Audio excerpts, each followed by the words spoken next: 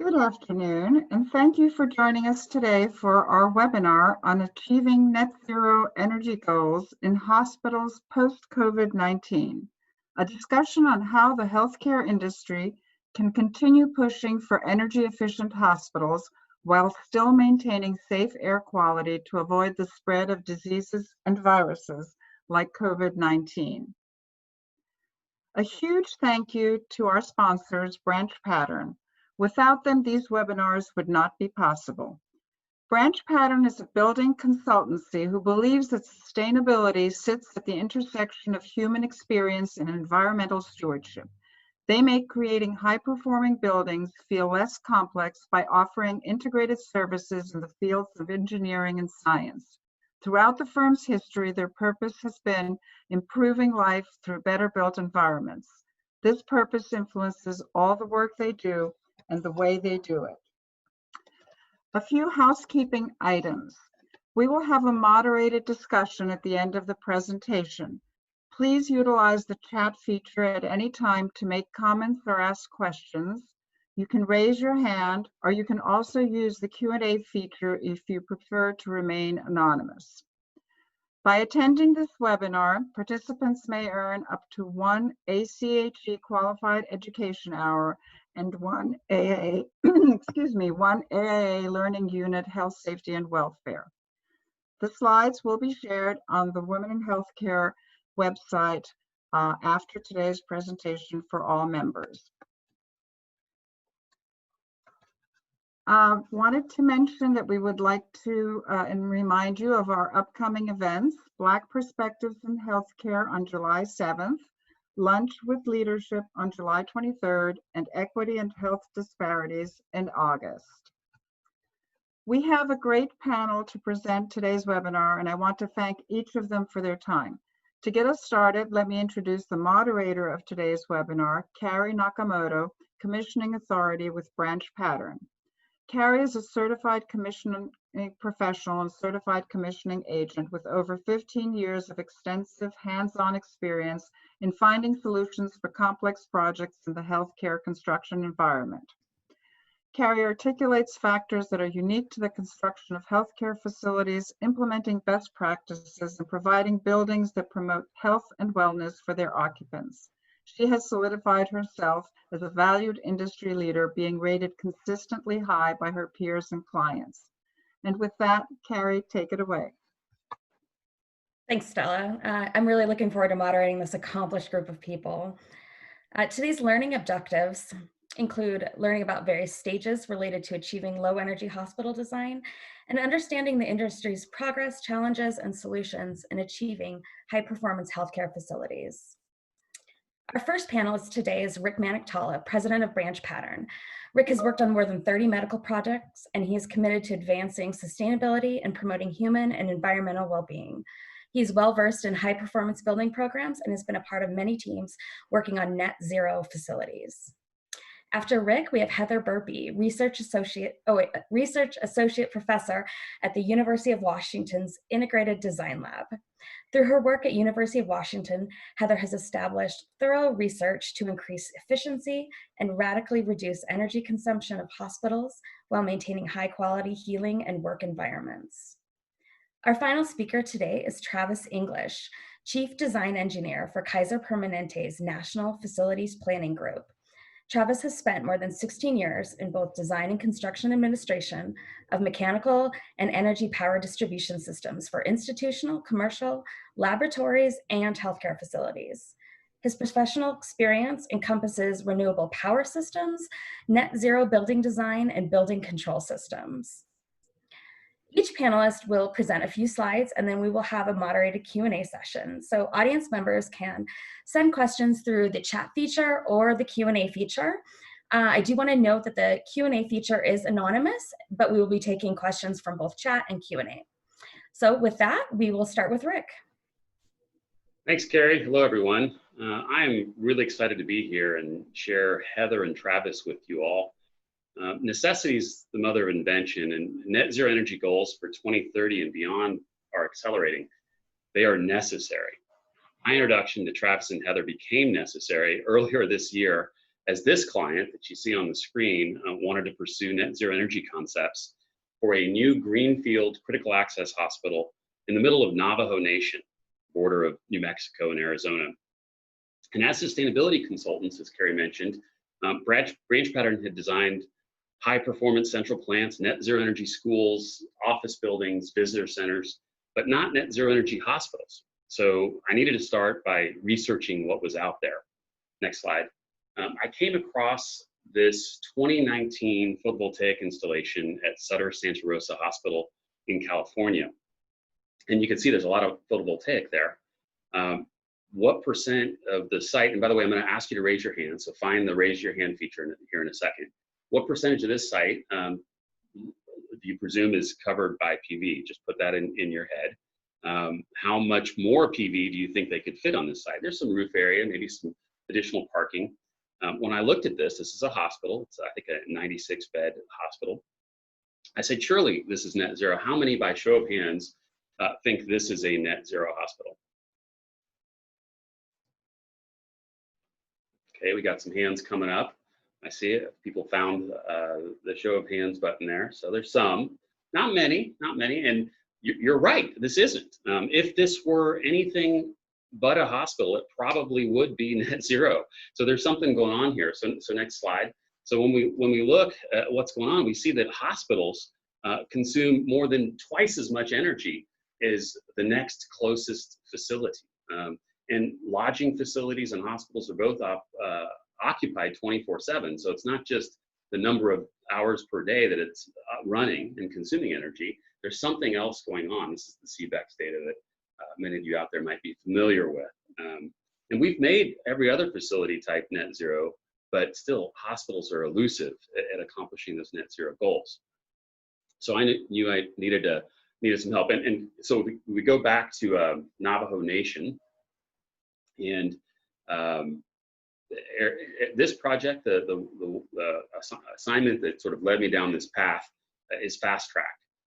So they're actually taking a facility that was designed in 2015 and installed in Missouri and site adapting it to make up some schedule time. And so we have the utility data from that facility.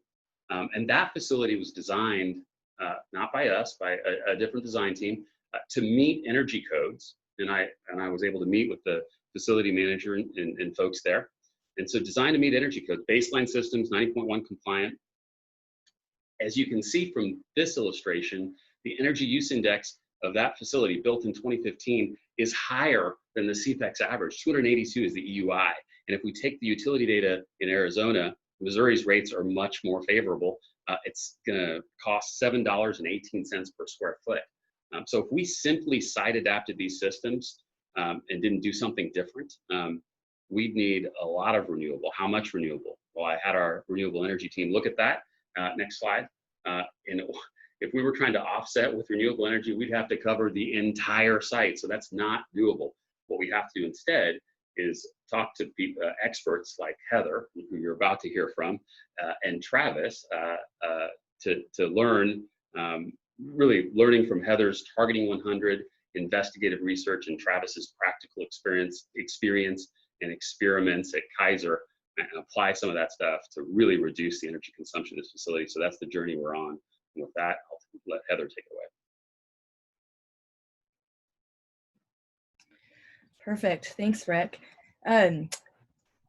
So building on that, I thought I would do a little bit of a journey about thinking about a little bit more about what Rick talked about how hospitals use energy, what we know kind of in general, and then how we might crack that nut of decreasing energy significantly in the healthcare sector, and some thinking that I've done with lots of other collaborators to try to achieve lower energy in hospitals.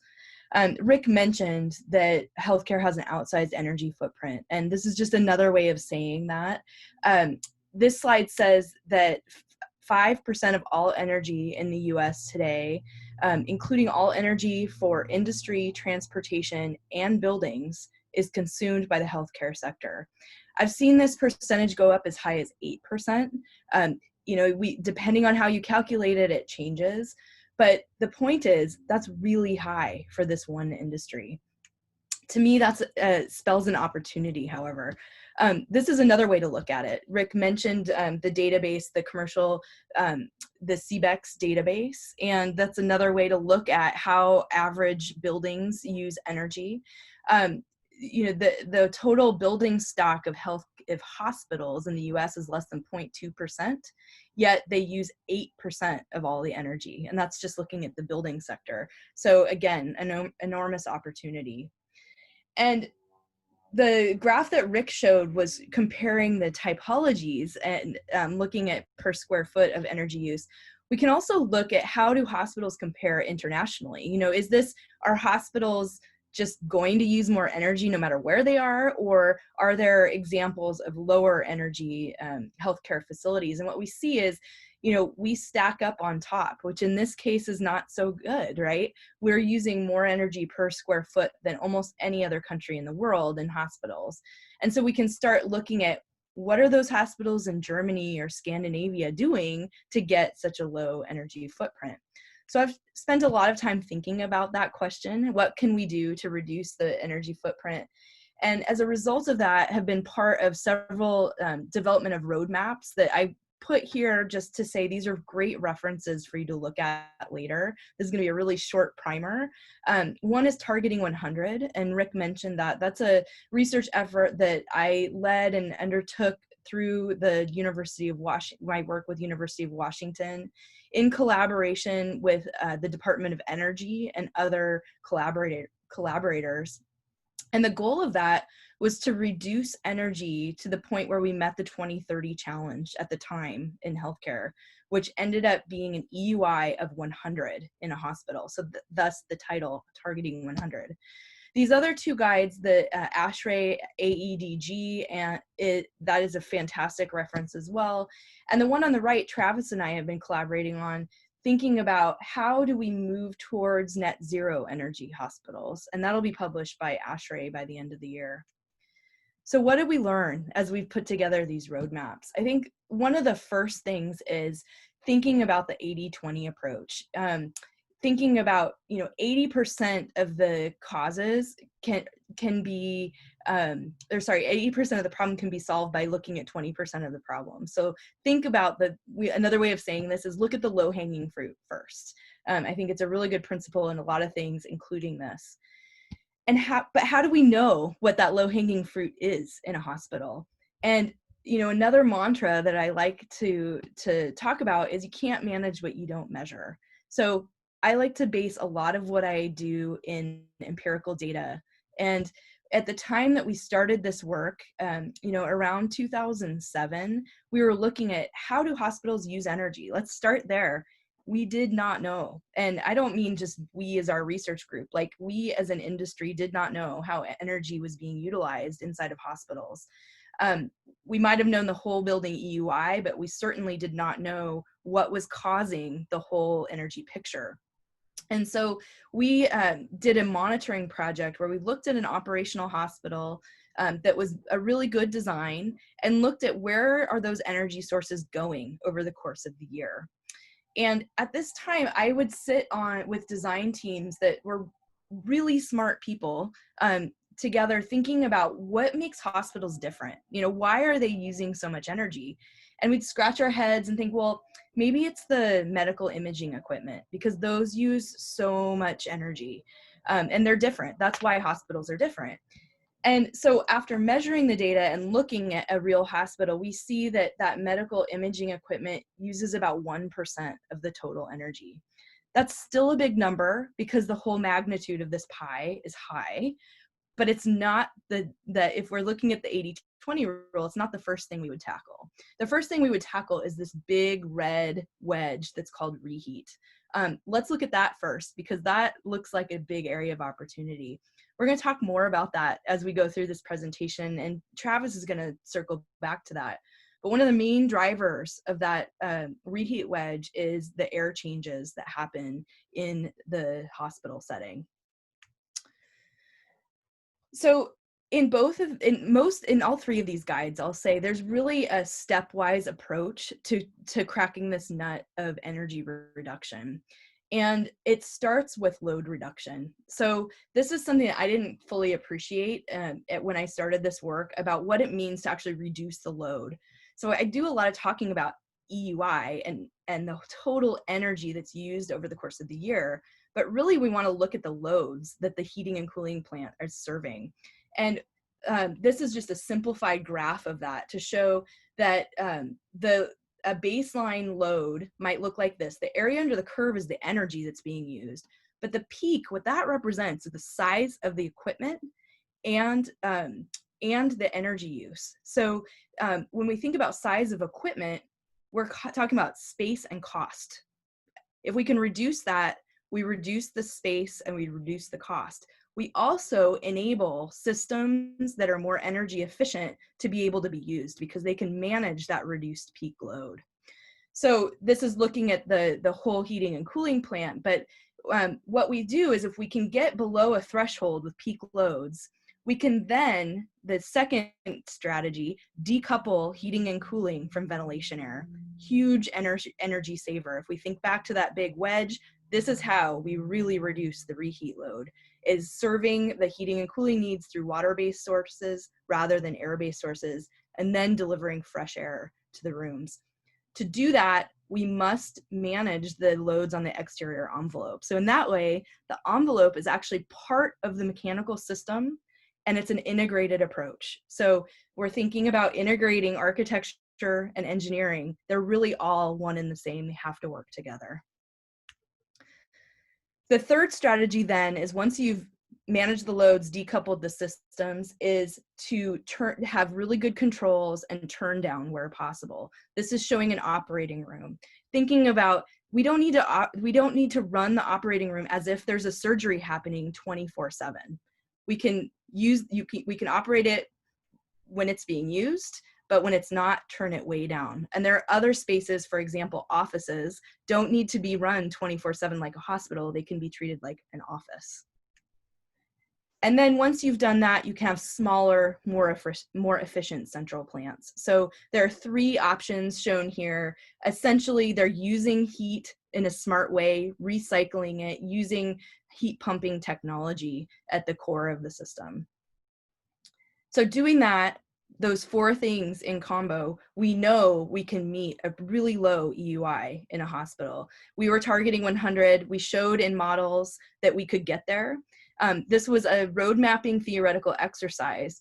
So the next thing that I ask is, can we really do this in practice? And the answer is yes. There are hospitals that are leading the way to these operational EUIs.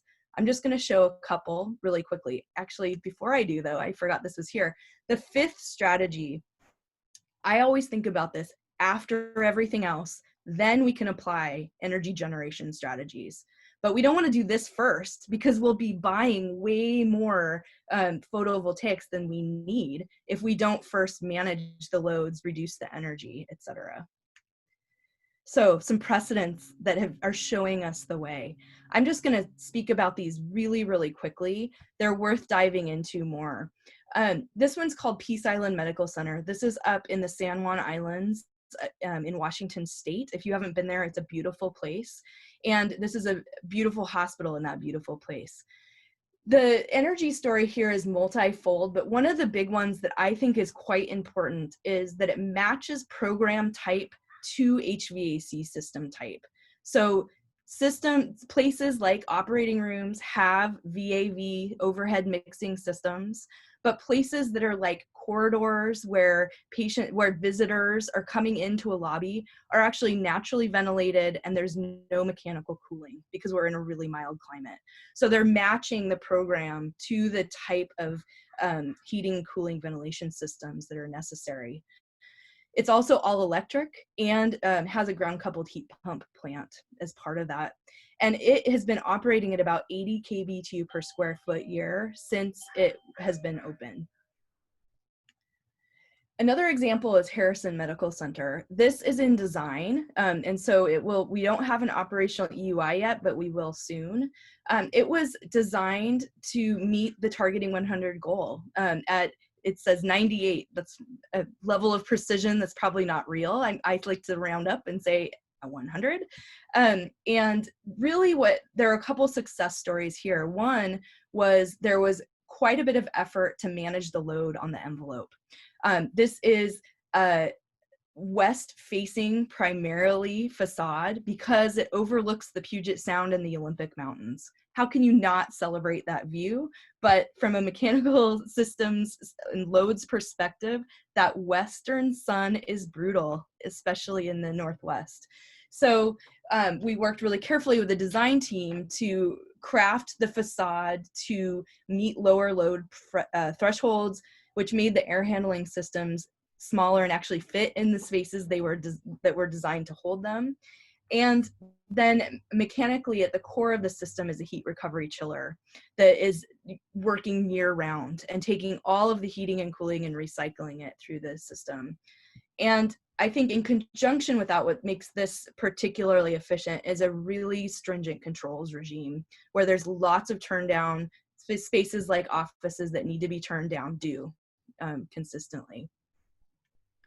So with that, I'd like to transition to Travis to share his perspective, and then we'll get to Q&A.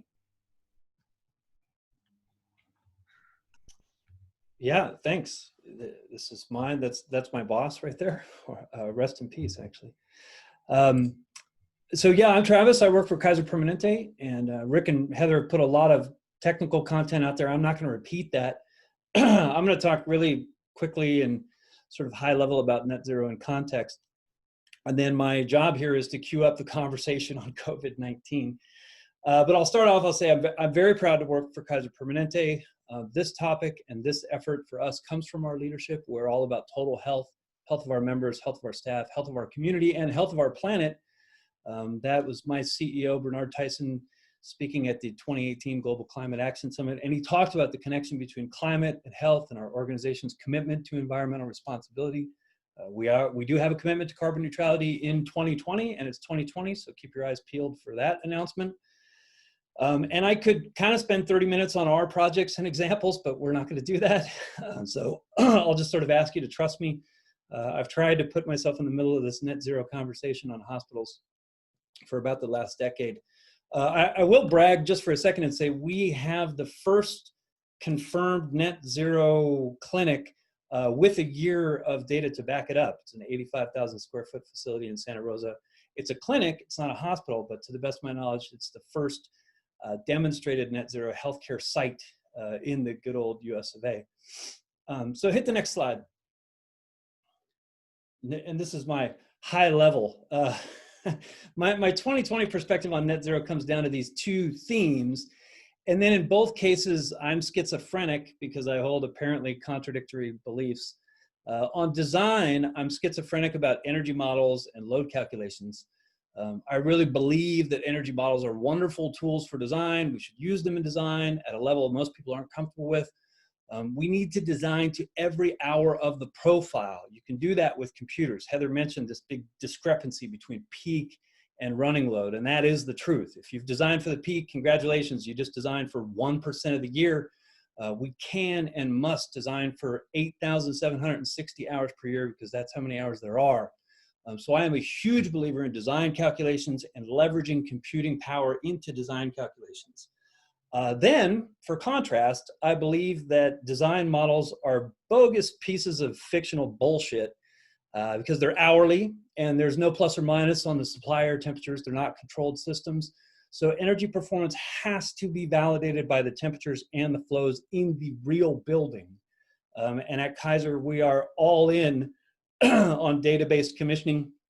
We put all of our chips on the trending period. One of my engineers has this saying, he says, the trend is your friend, and that which you did not trend, you cannot defend. And so we're all about that. And so then the other theme is I talk about codes, ventilation codes, which I often do. And again, I'm schizophrenic there. First, I'll tell you that most of the energy waste in hospital HVAC systems is not code-driven, it's design. We've heard design engineers, well, we could design low energy buildings if the codes didn't require all these air changes and pressures and things. That is mostly false. There hasn't been a code in 20 years for constant volume central systems in hospitals. Most of our hospitals are constant volume central reheat systems. There's never been a code that I know of that tells you to ventilate admin areas or diagnostic areas or imaging 24/7, but we do that all the time. And so for the most part, under the 80-20 rule, it is unfair to blame the codes. Most of our energy wasteful practices are in design in those HVAC systems. And then, of course, to be schizophrenic, I'll tell you that our codes are not at all credible. In the latest ASHRAE 170 document, there's a few hundred discrete room air changes and pressure requirements that are legacy requirements. I think if you Google my name and then ASHRAE 170, I'm on the record here. I've been very openly critical of that code. In ASHRAE, we know the vast majority of our ventilation requirements in healthcare have zero evidence basis, zero clinical basis, zero rational basis, zero transparency.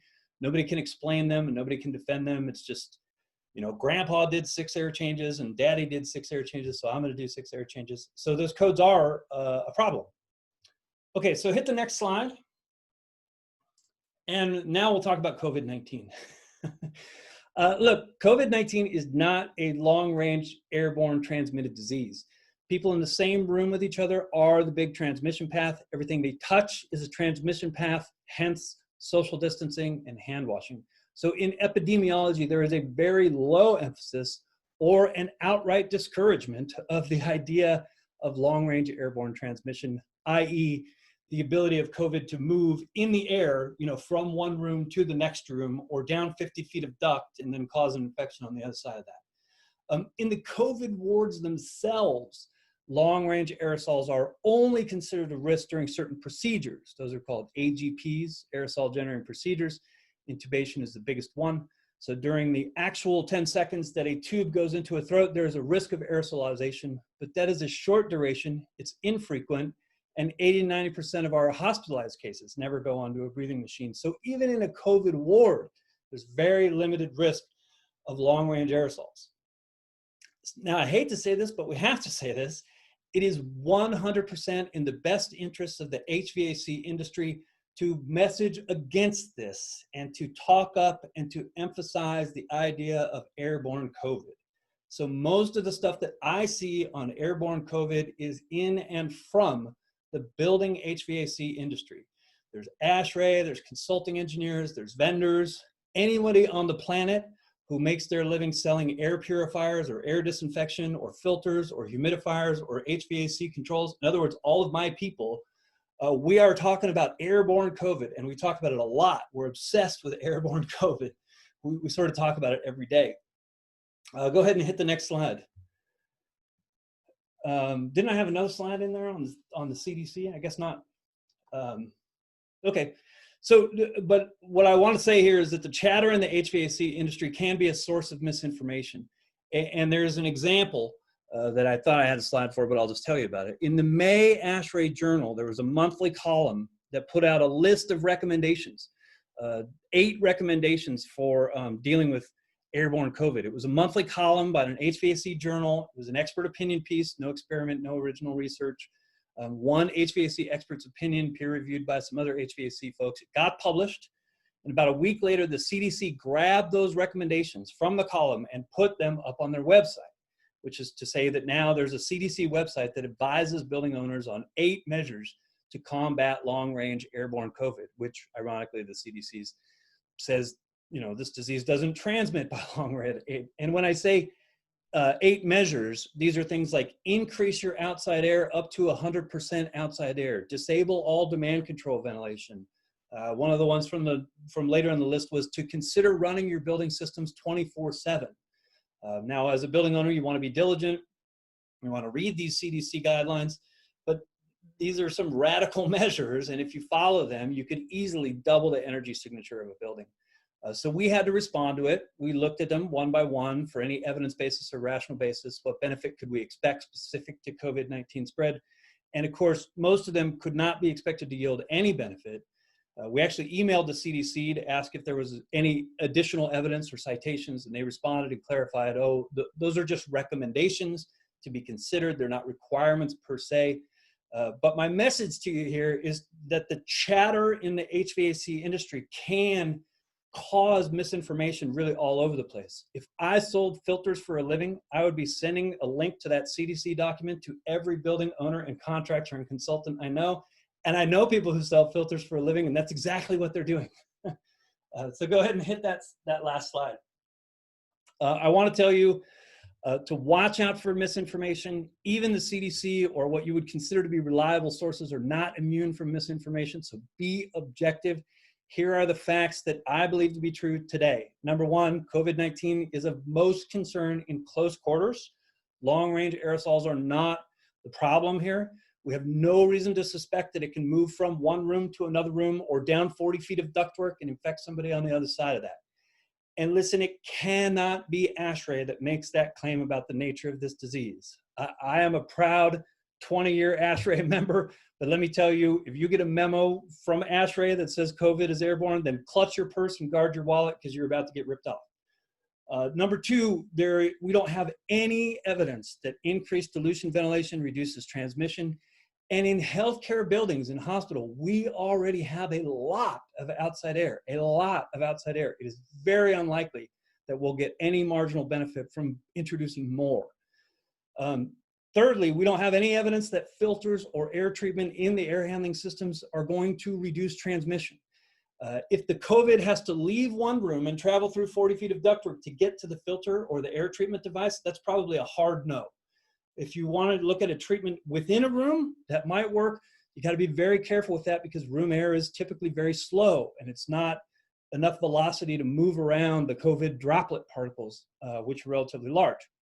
And then finally, there is this thread going around that relative humidity between 40 and 60% can reduce the survival of the virus, essentially. This might be the most science-based idea out there. I actually know Stephanie Taylor, I've talked to her, but again, look, be objective about this. I live in the Los Angeles area, and in March and April of 2020, our weather was 40 to 60% humidity, about 85% of the time. I don't think the big outbreak that we had in Los Angeles in April of 2020 could have been avoided or decreased by having humidifiers installed in all of our buildings. I don't think that's actually what Dr. Taylor is saying, but the messaging that's going around among humidifier manufacturers takes that message and augments it a little bit, right? So try to be objective as much as you can. To cue into the Q&A here, so how does COVID-19 relate to the net zero hospital conversation? To go back to what Rick and Heather said, under the 80-20 rule, the energy that we use in hospitals is largely HVAC.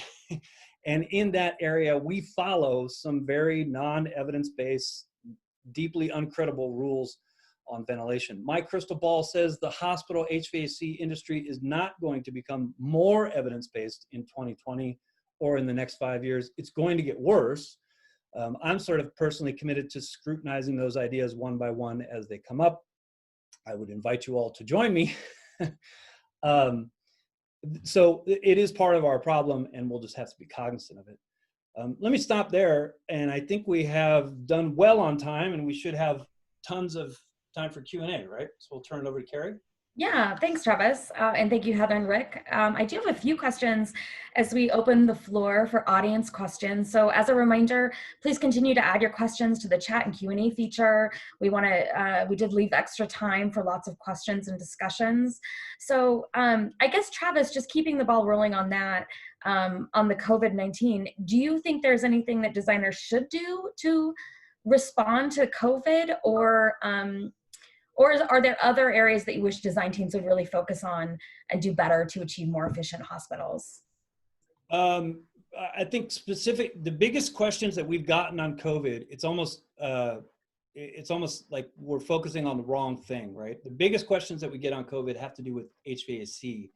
And I would very much tell the HVAC designers, don't change your design practices, right? If you've been following ASHRAE 62 and whatever ventilation guidelines you've been following for the last 20 years, COVID-19 is not a compelling reason to change our fundamental strategy on anything ventilation. A lot of what we dealt with within the COVID-19 crisis, oxygen distribution systems were a huge issue. So we are rethinking our design around oxygen distribution systems. In surge planning, plumbing was a big issue, right? Hand washing is a vital strategy. And so we saw surge plans for, 20 beds and one hand washing station. That's a problem.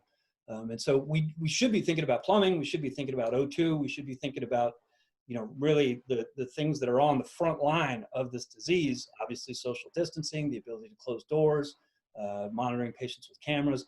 We should be thinking about that stuff. Air is a red herring, right? And that's the message we've tried to hold on to as much as we can.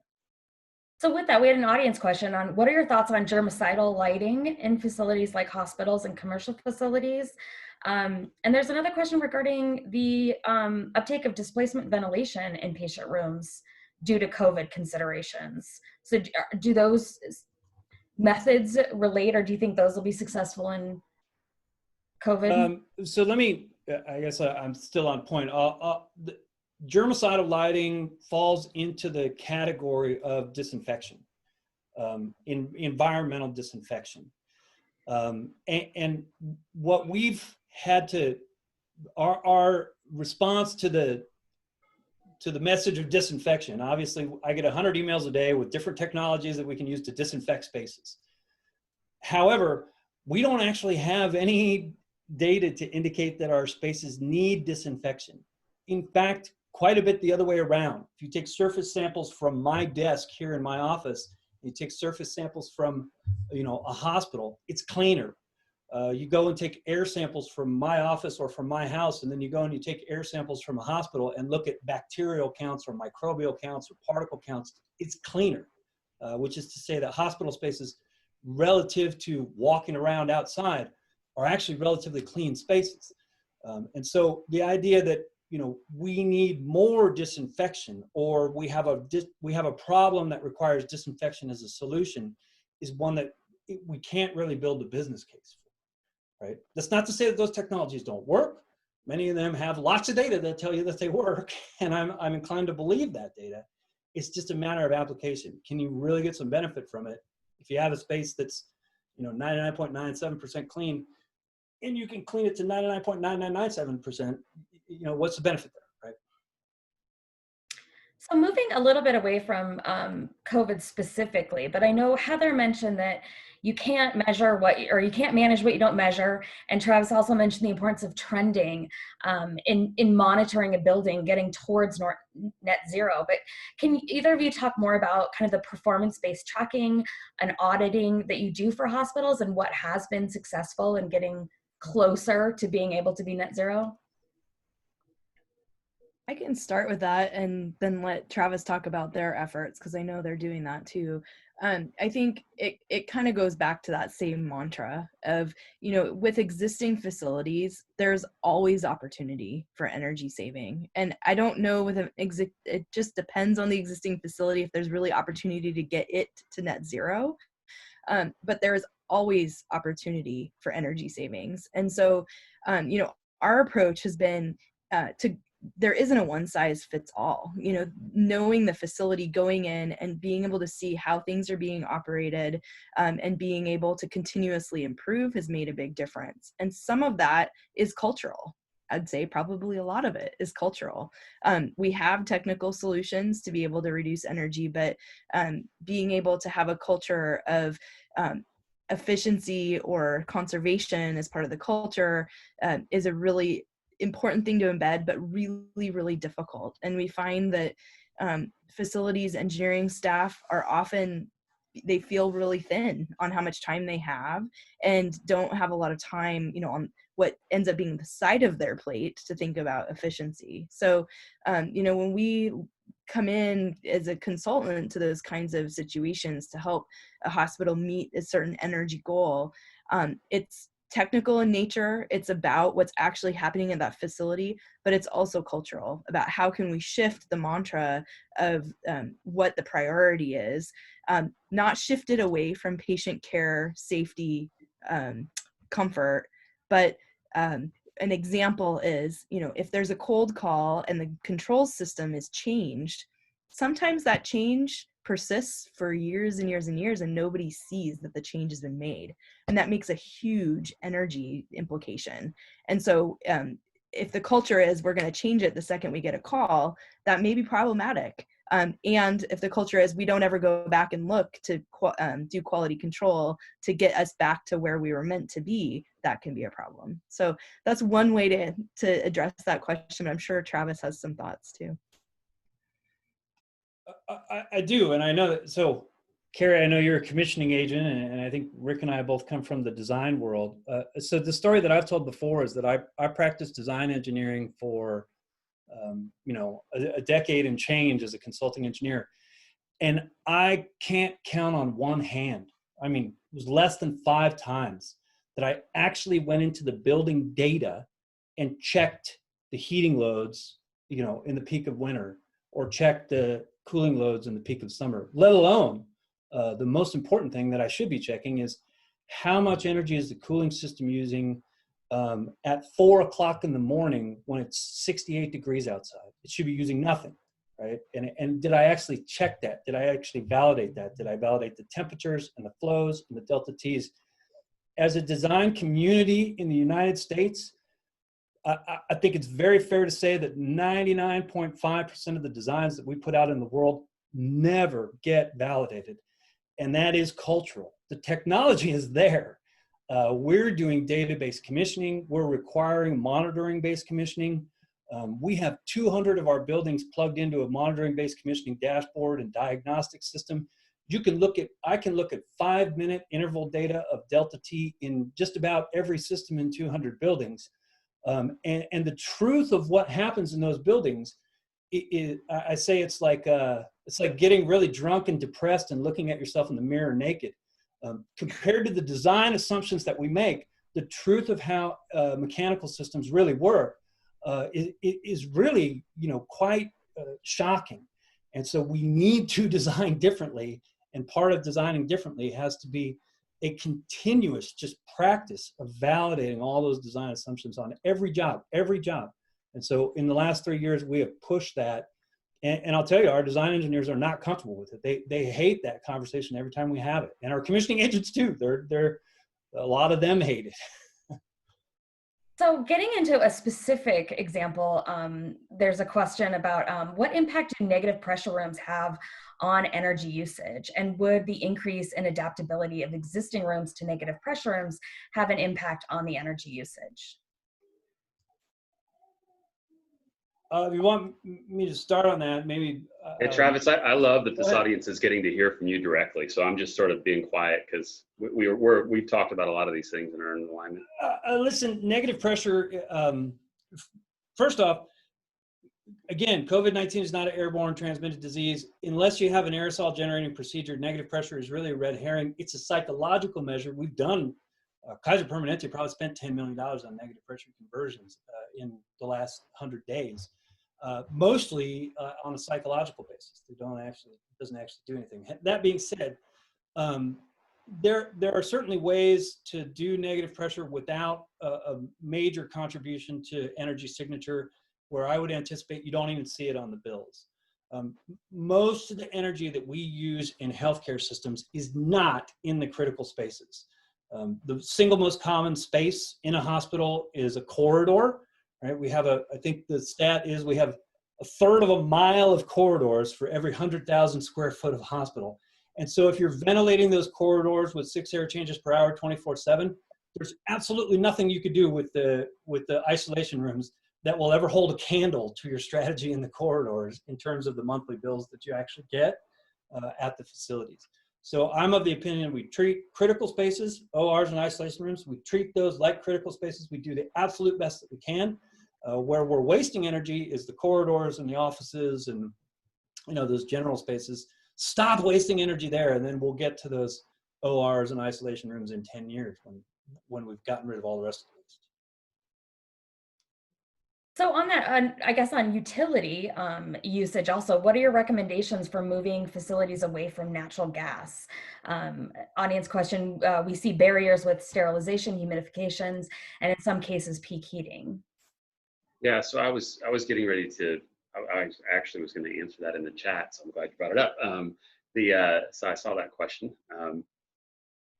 So sterilization, we are commonly deploying electric solutions for sterilization, and there's lots of alternatives to sterilization that are low energy consuming. So natural gas is not needed for sterilization, in our opinion, in hospitals. Humidification also, there's a lot of alternative technologies that do not consume a lot of energy.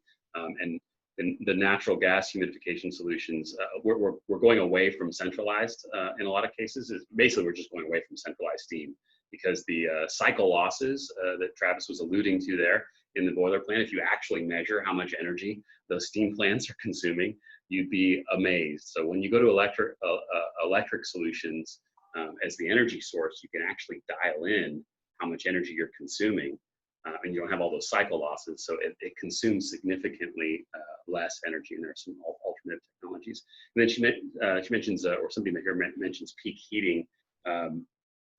For that, I think, and Travis and Heather's research supports this. You got to look at that 8760, and you're not in peak, but 1% of the time. And so even if your coefficient of performance in peak heating was 1, for every 1 watt, you're getting 1 watt out for peak. If you've maximized heat recovery and energy recovery in your central plant, where you're making chilled water and hot water at the same time, and your coefficient of performances are as high as 4 or 5, you're ultimately saving energy. So those are the types of technologies we're looking to deploy. Great. Another kind of technical question. I'm skipping around here, but are there barriers to adding natural ventilation to healthcare spaces like lobbies, waiting areas, circulations? Is that a possible solution to not using so much energies in these corridors? Yeah, I'll take that one. And we see precedents that do that. So there may be perceived barriers, and there may be some AHJ conversations, but we see openable windows and natural ventilation, in fact, in patient rooms.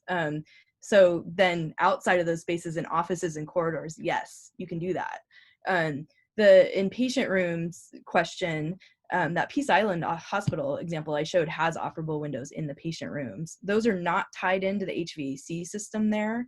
However, there are examples that are. And so when the window is opened, the return air through the toilet room is still on. And so the fresh air from outside is serving the ventilation needs and meets code.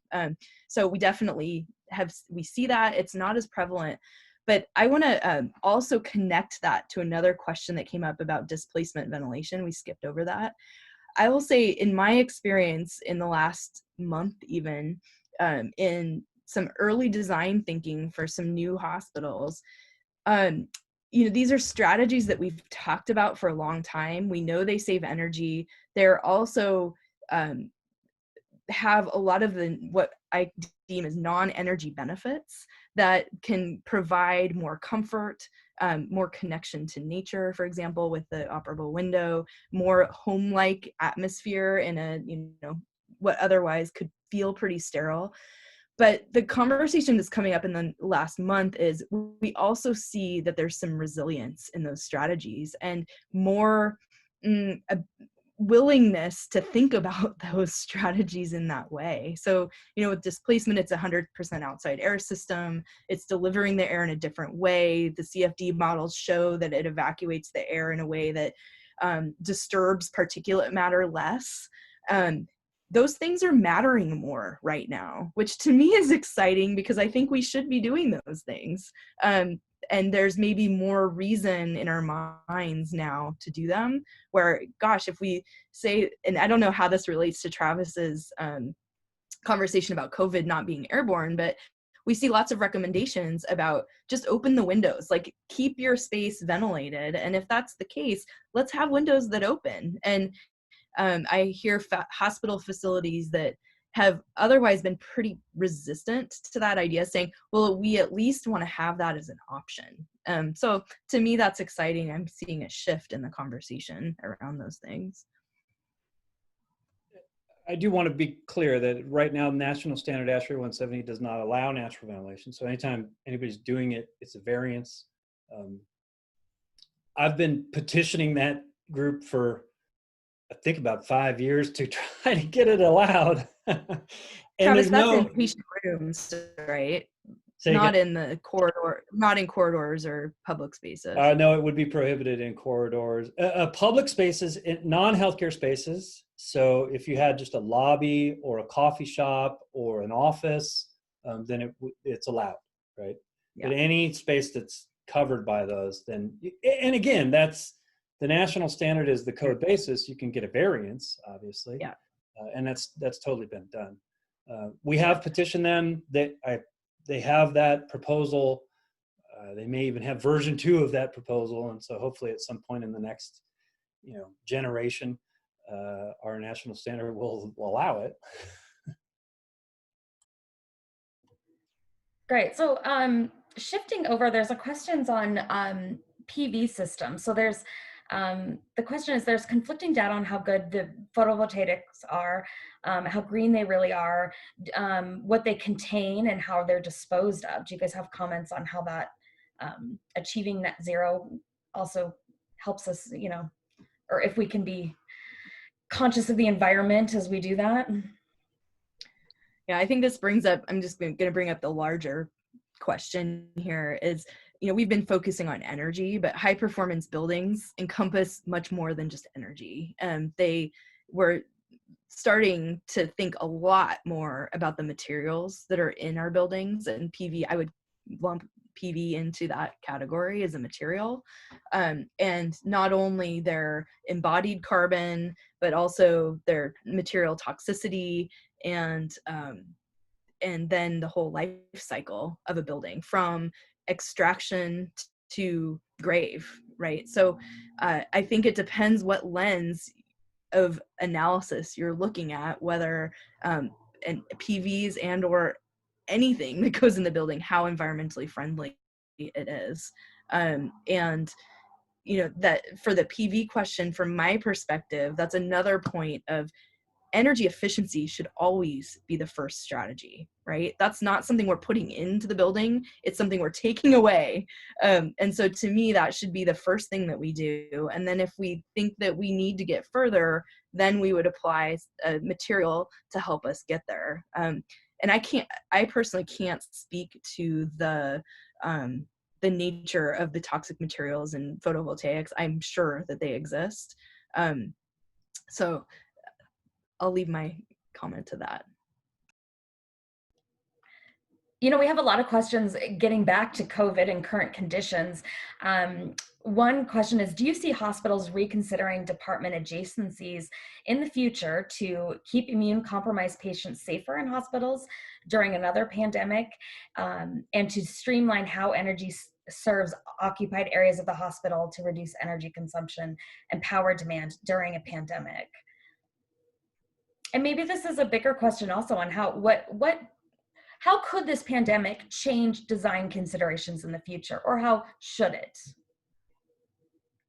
I'm going to start on that, and I'm sure Travis and Rick have opinions, but another kind of zooming out answer is, I think it's going to be it's really important as of February this year and of June this year to think about programming in a really smart way. Like, how are we programming the hospital? And we can think of energy as a part of the programming exercise and grouping things in a smart way.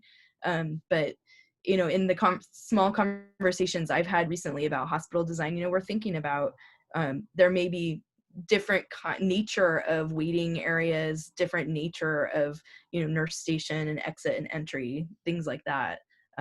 But I think if I'm on the design team, I think about, like, how do we group these things together or in a way that makes sense for medical planning, but also makes sense for energy? I think there's no question that that the COVID era is going to have an impact on our design standards. It's really just a matter of making sure that those are thoughtful changes and how we're going to do it. The biggest thing that I learned is actually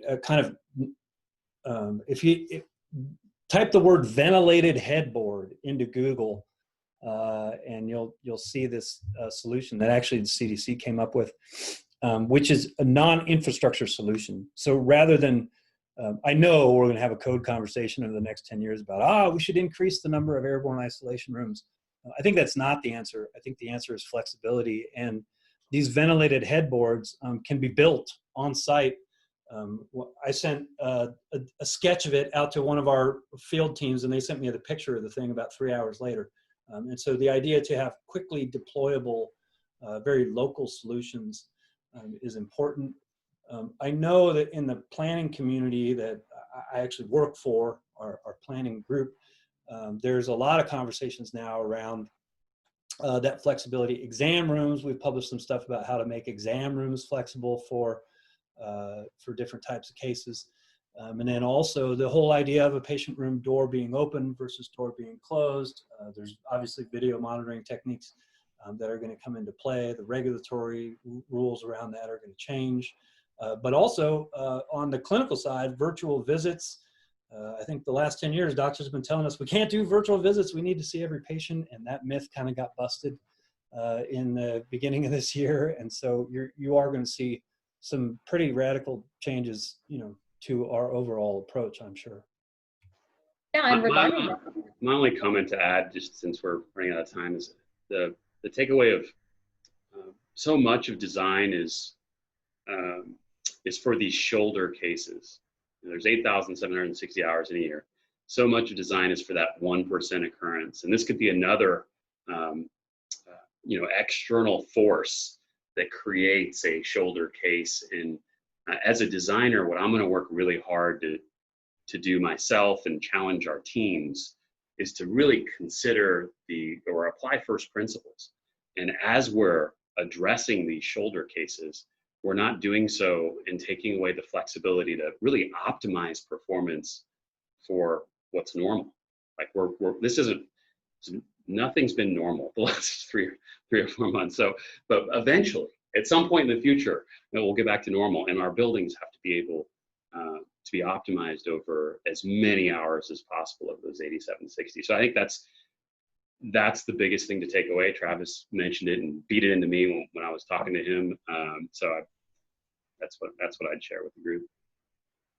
I think also that leads into like just a general thinking about resilience, like maybe we're not thinking just about COVID, but like thinking about like in these cases, how can we design something that's flexible enough that can work with something we don't know what it's going to be, And so like trying to make our hospitals and buildings more resilient over time, I think is really important. So we have time, I think, for one quick question, but what do you guys think prevents design teams from achieving and realizing their energy goals? I think I saw the question. Go out there and measure them. Yeah. I think we don't know. I mean, we don't think about energy. We don't know what it is. It's this thing that we can't grasp in our hands. And then I think there's a lot of design that's happening in tradition. This is how we do it. This is how we've always done it. The code allows it. So that's the way it goes. And then I think if there is thinking beyond that, then there's a perceived risk, and that could be a perceived risk in these systems aren't going to work, or a perceived risk in this is going to cost a ton more. And so a backing away of, we don't want to go there. And I think what we know is that's not true, but I think it gets out of a comfort zone for, big middle market for sure. I hate to interrupt this really interesting and exciting conversation and exchange, but we come to the end of our webinar. I want to thank again our panelists and our moderator, Carrie, Rick, Travis, Heather. An amazing presentation, a really engaging discussion. We appreciate it. And thank you to all our participants for your active engagement and for the questions we received. Just a couple of notes. Our presentation was recorded and it can be accessed on the Members Resource Library on Women in Healthcare website. And also, if you have questions that we were not able to answer, if you have additional questions, please feel free to email those to info@womeninhealthcare.org, and we can get the answers to you through our panelists. Thank you again very much, everybody, and have a good rest of the day. Thank you, Stella. Thank you, Heather, Travis. Thank you, guys. See ya. Thank you all. Thanks for attending.